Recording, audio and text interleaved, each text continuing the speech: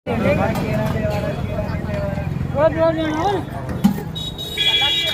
ખસ ખસ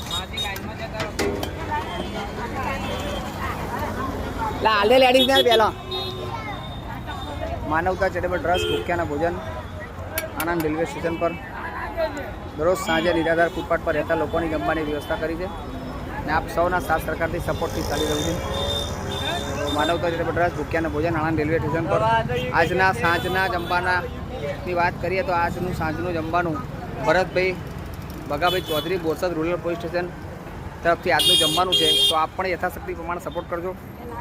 તો ભરતભાઈ ચૌધરી તરફથી આજનું જમવાનું છે. તો બોરસદ રૂરલ પોલીસ સ્ટેશનમાં ફરજ બજાવે છે.